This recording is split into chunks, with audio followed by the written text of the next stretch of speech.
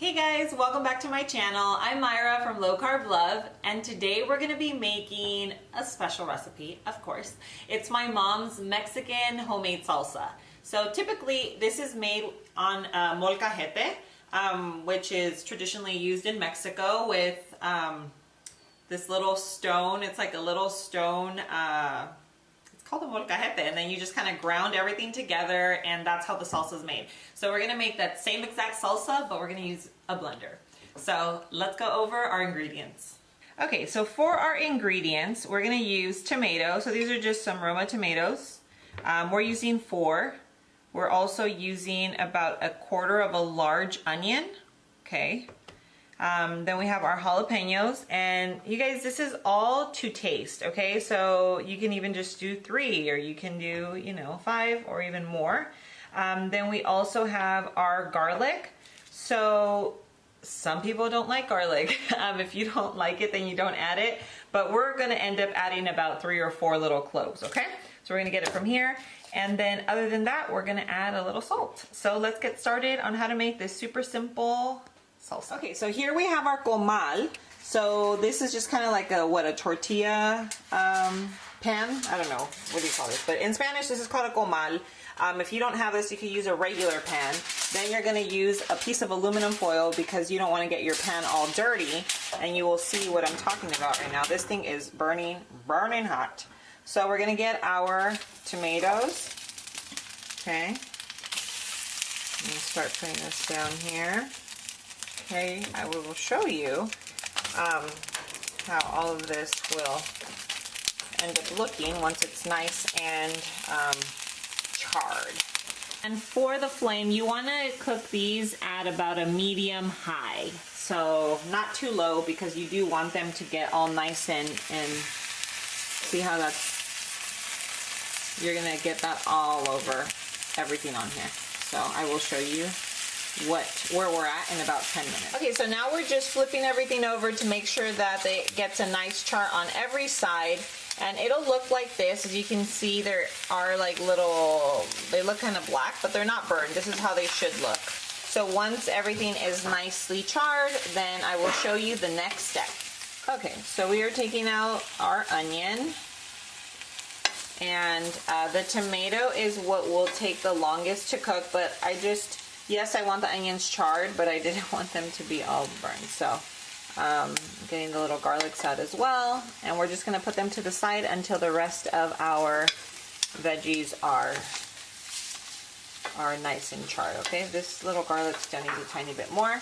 But these little guys will hang out over here on the side, and we are going to keep flipping our tomatoes.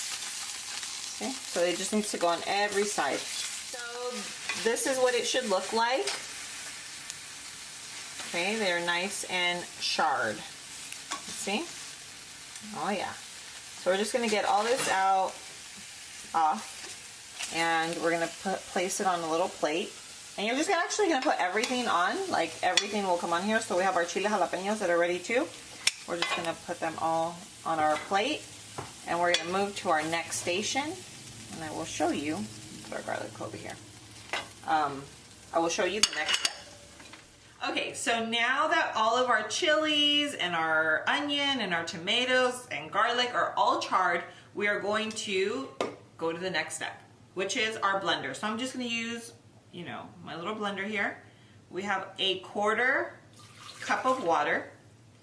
And we need that to blend these little ajos. So the little garlics, we're going to blend these first.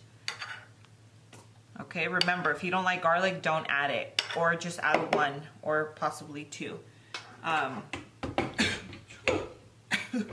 like chile. Okay, so we're going to do this here. So you guys can see. You get all that flavor. We just wanted that, because if you mix it all together, the garlic, since they're so small, you'll never get the flavor out of them. So we're about that garlic life. Okay, so now we are going to put in the chilies. Oh, you know what? Our sal. That's okay, we can add it. Okay, so we added our salt. And now let's go ahead and add our jalapeños. Okay.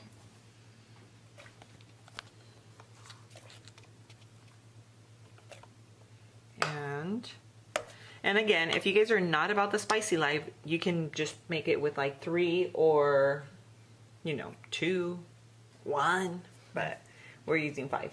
So now we have our blended garlic, our 1/4 cup of water, and all of our chilies. So we're going to pulse this before we add the tomato, okay?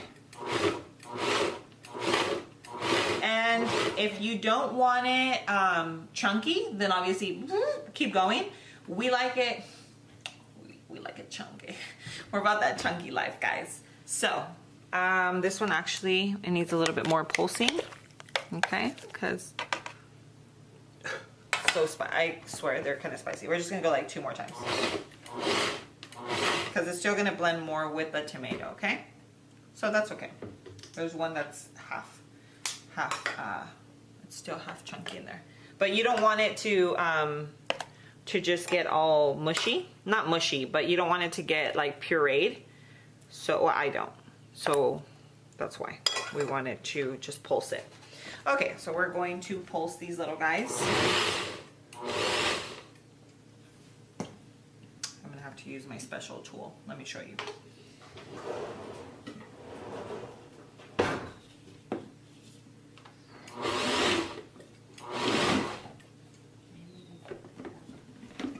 Okay, now it's good. There it is. It just needed to be pushed down a little. And let me show you what it's looking like so far. Okay, so this is what consistency is looking like right now. Okay, it's nice and chunky, like its owner. Let me go ahead and...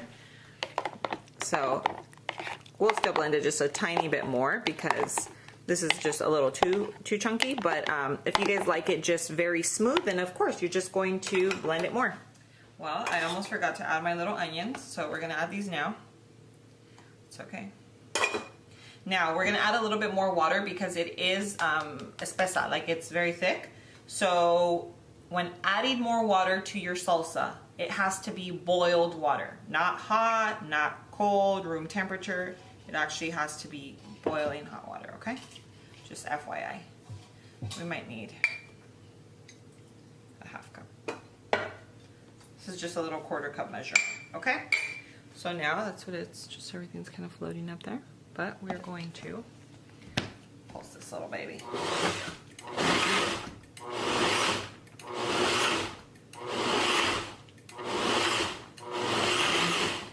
Let's see. Let's see how this is looking.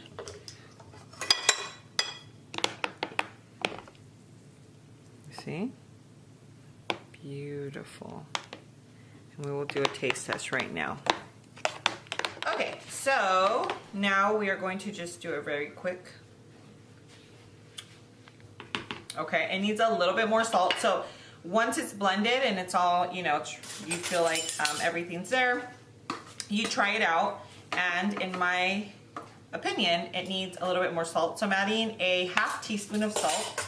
Okay, normally this is all eyeballed, but you know, we're putting together a recipe for you guys. But typically my mom just eyeballs everything and she just kind of tastes it along the way and here comes out a salsa. But we're making, you know, we measured everything out for you guys. So you guys can make this at home and enjoy one of these salsas that we eat here at home. Okay, I'm gonna try it once more. This here is a very just standard Mexican salsa. Let's try the salt. Okay, I might need a tiny bit more, but very good. Very good, yeah. So I'm going to do a little taste test. Okay guys, so now we're gonna make our chips. We just have, you know, medium-high heat. We have a non-stick pan. We're gonna throw a little bit of oil. You're just going to, you know, you just want to coat the bottom of it. See, it's not like full, but that's probably like ½ cup or something, maybe a little more. And then I bought these at Walmart. These are just, it's the flatbread. It's a low-carb flatbread. This has, I believe, 9 These are the Joseph Lavage. 6 net carbs per flatbread, okay? Yeah. Okay. Usually I let my oil get super, super hot, but it's hot enough. And then you're just gonna let them, these cook super, super quick. They get crispy really quick, I mean. Quick, so quick. Like these literally are almost burned. Okay, so that's it. Quick, quick, quick, take them out and get the next batch. Okay, so now we put it to medium heat because the first batch was almost, they were cooking way too quickly and almost burning. So we're gonna put these in, and these are cut into triangles. They usually come in just a flat sheet of about, I would say, I don't know, like 12 inches or so. It's just kind of like a, you know, like an actual sheet. And this is, you know, we just cut them up into little triangles for our chippies. You can tell that they crisp up and brown very easily.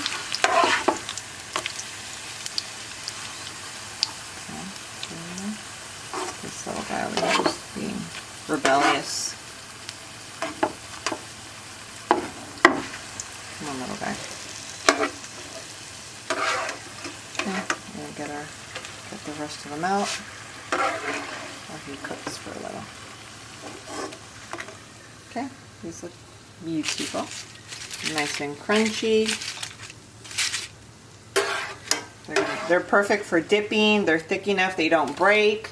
There are some flatbreads that are super, super thin, and it's kind of hard to make nachos with them, but these are good. And I don't know if there are other flatbreads, but these are at Walmart. They're about $2, $2.50 a bag, so you know, they're inexpensive and they're really good. So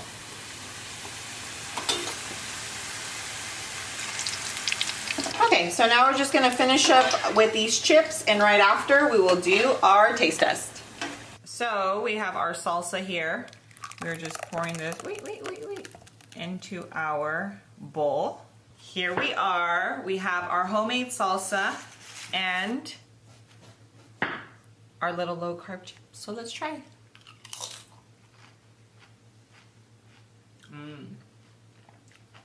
It's very good.